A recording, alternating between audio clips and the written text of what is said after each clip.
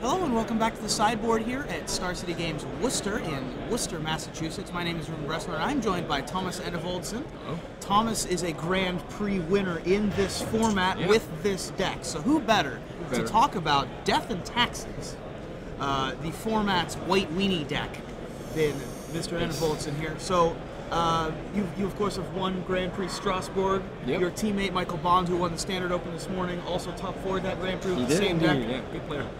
What makes this deck so powerful? What makes this deck so powerful? First of all, is it that nobody thinks it's powerful. That's the first thing that makes it powerful. The second thing that makes it powerful is that most decks in Legacy are based on an efficiency principle. Like, everything costs so little mana, and decks are built up to always be able to cast all their spells as efficiently as possible, do it as efficiently as possible with as little mana cost as possible. And this deck preys on that by making them pay more. Sure. And in that sense, it kind of makes all of the Legacy decks become sort of glass cannon-y. Exactly. Because they just deck, don't function like that. It may look like a fair deck, but this deck turns all the other decks into fair decks also, and this is the better fair deck. It's the much better fair deck. Now, the most important parts of this deck, I think, are the mana denial and the mana advantage cards. Certainly. Very similar to Goblins, how Goblins has Ether Vial and Wasteland and Rishadan Port to be able to gain a mana advantage. But you have additional pieces to get on your mana advantage, and those include Thalia, Guardian of Thraben. Most important card in the deck. And Aven Mind Sensor. So first we'll talk about Thalia. Yep. You just said it was the most important card in the deck. By far. Why is Thalia so good? Well, first of all, Brainstorm is the #1 card.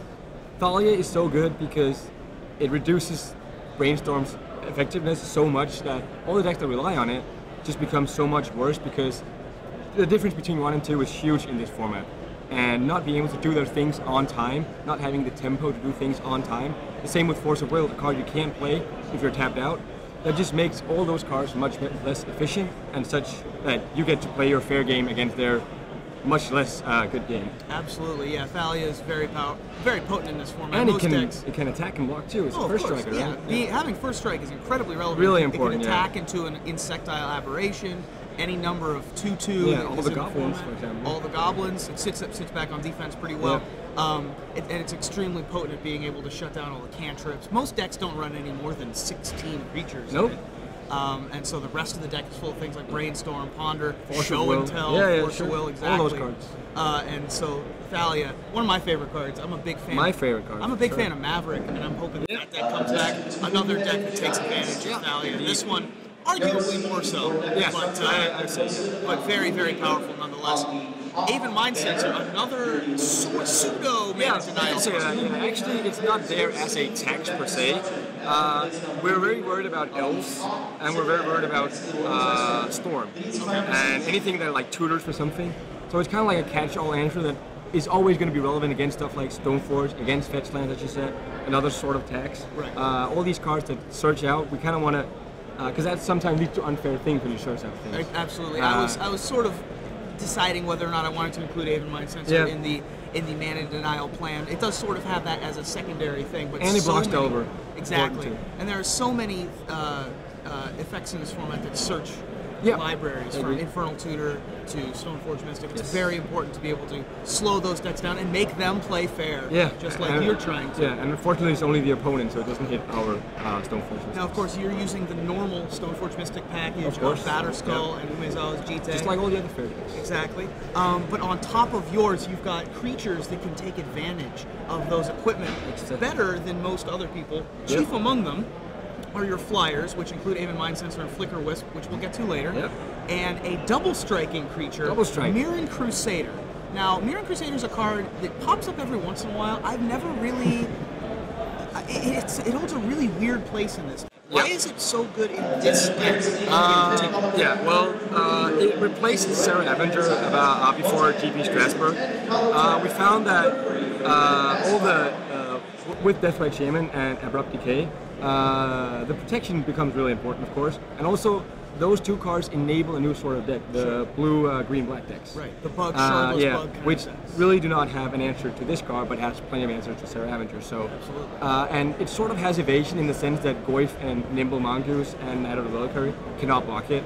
And it just kind of gives this deck also a sort of combo feel, because when you play fair and you're living off the top of your deck, this deck can seem not very powerful. Sure. But Mirror Crusader is a sort of combo thing, because along with Umasawa's Jit, you swing in 2 turns, you got lethal.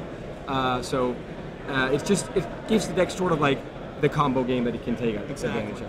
So I was talking about Flicker Wisp. Equipment obviously better on flyers, but Flicker Wisp has a much more important purpose in this deck, which is the namesake of the deck. The deck is called Death and Taxes. Yes. And the reason why is sort of lost to mystery. But I think that the story that I originally heard, there are 2 stories. One is that every format has White Weenie in it when this deck first came about. And so there are only 3 things that are inevitable. Death, Taxes, and White Weenie. Sure. The other one is that this has such a powerful end game. That this is just so inevitable that if you are playing turn after turn after turn, this will grind you out, and there's nothing that can stop it. And the main reason why is the interaction between Mangara of Karandor, Time Spiral Legendary Human Wizard, and Caracas. Yes.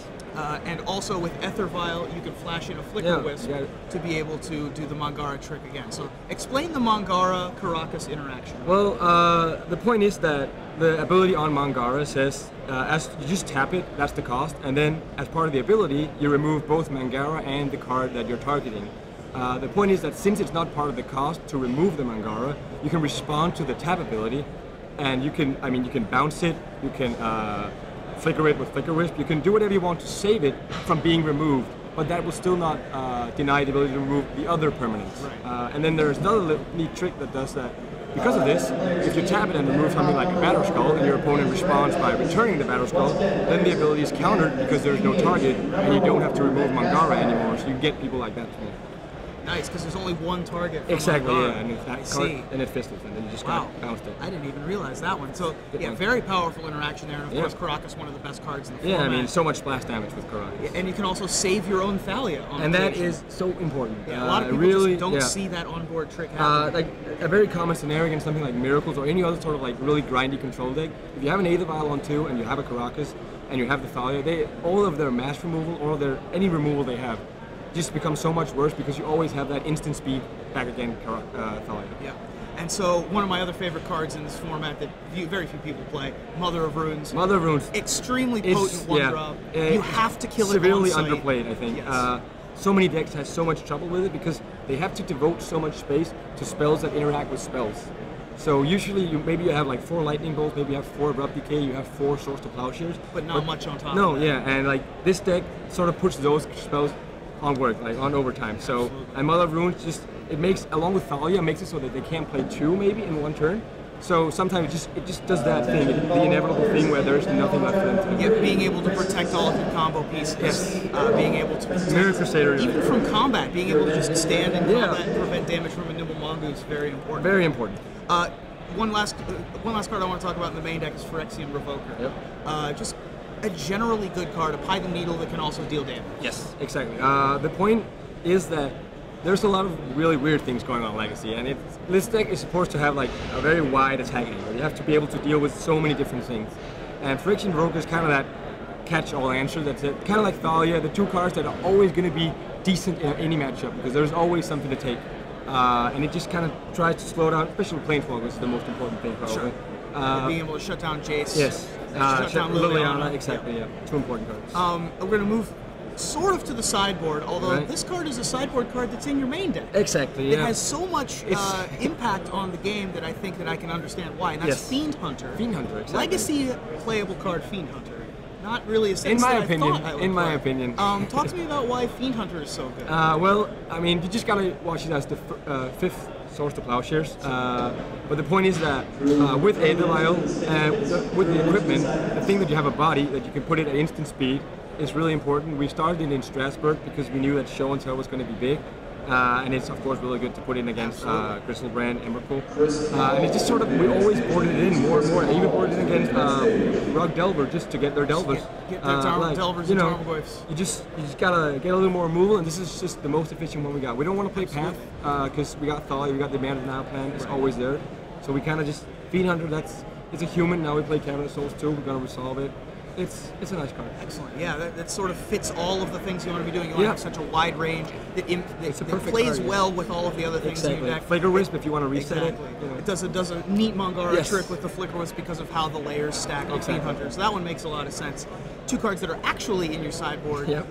One of them is Sunlance. Sunlance is a card that a lot of people might not be aware of. It's basically White's Lightning Bolt, and it's very good at taking care of things like Delaware Secrets, taking care of other small creatures like Deathrite Shaman and Grim Lavamancer, things that could be a problem for this deck. Dark Confidant is another very big one. And it's just like the sixth source of plowshares. You know? Yet another source of plowshares. Be able to take out the little guys. Yes. Leave room for the big guys. Yeah, because I mean, Deathrite Shaman. By big guys, I mean Batterskull. Yes. Deathrite Shaman in particular has become kind of a problem because it sort of messes with the mana denial plan. So we want to get another answer for that card in particular. Yeah. And the last one I want to talk about in the sideboard is Wiltleaf Liege. Yes. This, I imagine, the king. Yeah. I imagine is your answer to Liliana of the Veil. Well, yeah, that's half of its purpose. Yeah. The other half is, well, back in my game store, everyone hates this deck, so they all pack Dread Knight. Whenever I don't play as much, but when I play for a couple of weeks, they're gonna put back in their Dead of Knights, and you know, people play Engineered, play stuff like that. It's kind of like the card that sort of makes sure that you never randomly lose to this stuff, because you never know if they're bringing them in. And especially against Jund, they have him to Turok, they have Liliana, and this guy, of course, works really well against them. Absolutely, yeah. Being able to randomly sneak it in, obviously the icing on the cake, being able to take down Liliana from 4, very important. And but for toughness is pretty decent. It's a match, much, exactly. It's a much bigger creature than even a Nimble Mongoose. Exactly. One of the better ways to deal with that. So this deck, very powerful. Very powerful. You're doing well today already. Yep. And we can't wait to see you on camera and see how you're doing going forward. All right, thank you so much for joining me in the sideboard. My pleasure. Thomas Enevoldsen, I am Ruben Bressler here at Star City Games, Worcester.